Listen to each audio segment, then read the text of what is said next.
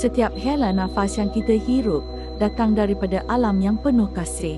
Air yang mengalir, pepohon menghijau dan tanah yang subur ialah anugerah Allah yang tak ternilai.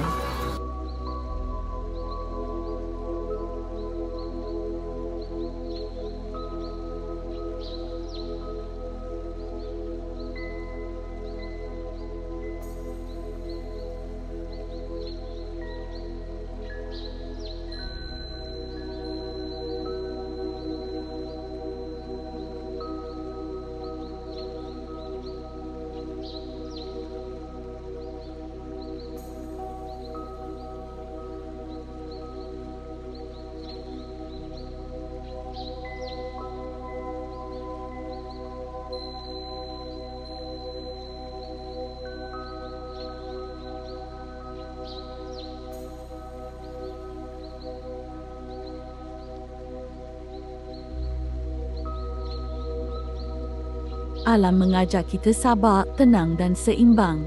Mendidik tanpa suara namun menyentuh jiwa. Mari kita semai bengih cinta kepada alam dalam diri anak-anak kita. Kerana mencintai alam tanda kita bersyukur. Alam ini pinjaman. Jagalah ia dengan amanah.